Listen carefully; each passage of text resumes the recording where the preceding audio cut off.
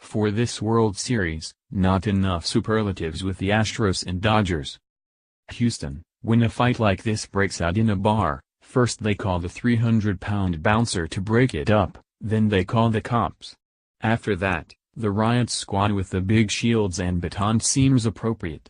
But, by the end, when the place is in flames and a bad Hollywood B-movie brawl has turned into an Academy Award nominee for Best Dystopian Epic, and nobody really knows what to do except bleed, you can finally call the fire department and hose 'em all down.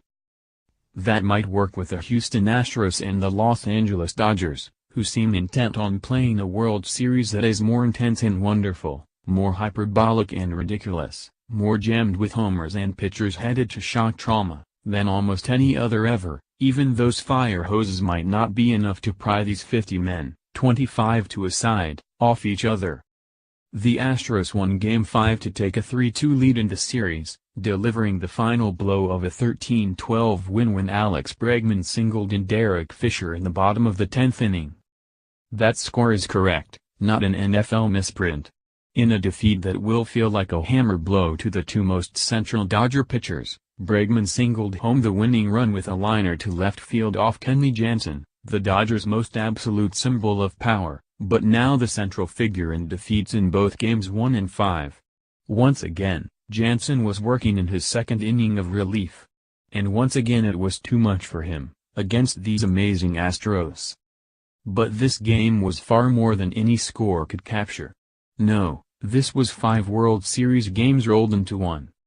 The Dodgers won 4-0, after 3 innings, and 7-4 in the middle of the 5th inning because their pitcher was Clayton Kershaw, the greatest arm of this era, and he wasn't going to lose. Except the Claw lost his grip and gave up 6 runs while not even finishing the 5th inning.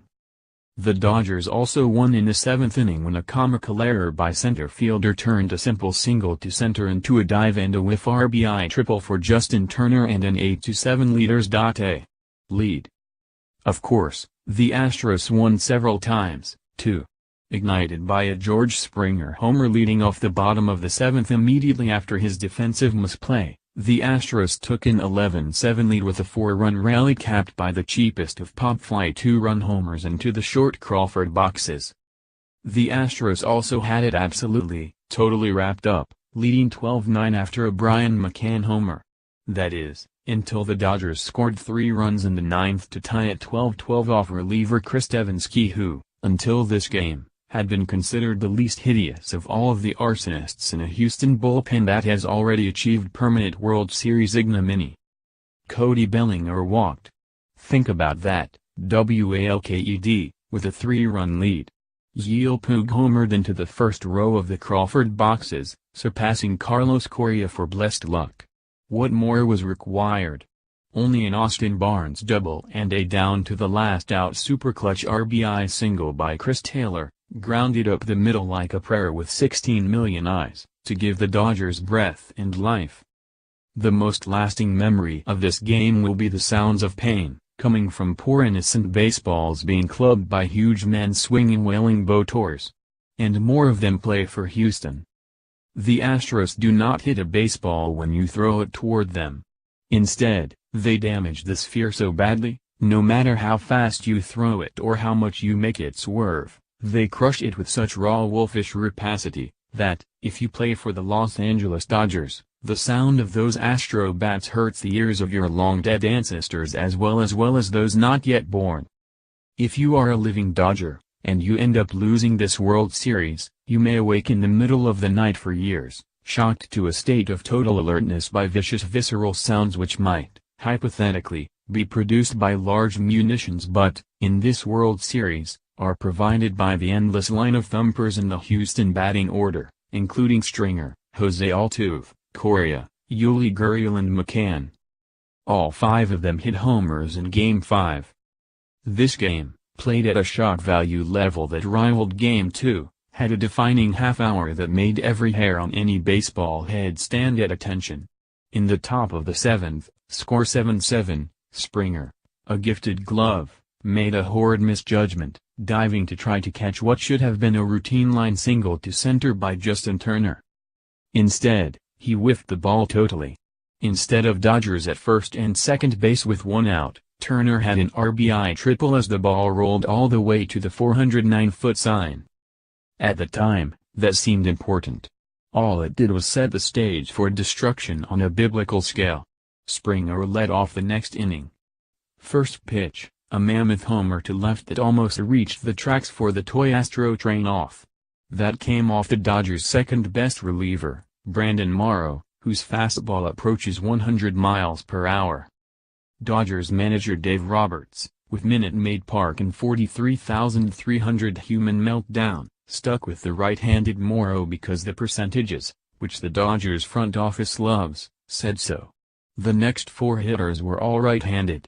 What could they do? Bregman could crack a single to center. Altuve, who already had a single and three-run homer, could double off the left center field wall to take back the lead, 9-8. And Correa, the sublime 23-year-old shortstop who probably hasn't even reached his peak yet, sent a tower fly to left that had cheap Crawford box homer written all over it. They count, too. Because these are the Astros, who never stop hitting, but have lost faith in most of their bullpen, and the Dodgers who are just dead flat game for a fight. LA answered with an RBI double by Corey Seager that produced the final margin, but also left the tying runs in scoring position. Turner, the .322 hitter, lashed a liner to right that might have tied the game again, 11-11.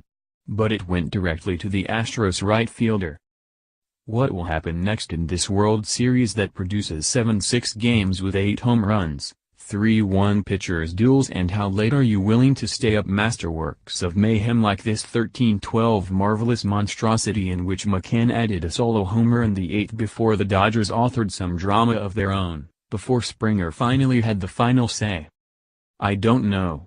I don't want to know. I want to be surprised, which, so far, has happened about 47 times. However, I warn you, dear reader, if you claim to enjoy baseball, but do not watch the rest of this World Series, regardless of sleep deprivation, I may be forced to send a large people to your place of habitation to rectify the situation. The number of things which could not happen in a sensible World Series game, but did indeed happen, is flabbergasting. The sight of a humiliated Kershaw, who allowed 6 runs in 4 2/3 innings, was stunning because he was ultimately relieved because the sight of the top of the Astros lineup seemed to make him incapable of throwing a strike. After back-to-back walks, he was relieved by Kenta Maeda who, of course, immediately gave up a 3-run homer to Altuve. Nothing else would have been suitable for this game. Read more baseball. Astros outlast Dodgers in an epic thriller of a Game 5 in the World Series. Boswell, at World Series, a racist taunt fuels a stunning episode of civility. Astros Yuli Gurriel banned 5 games for racist gesture, but not during World Series. Nationals agree to 3-year deal to make Dave Martinez their next manager.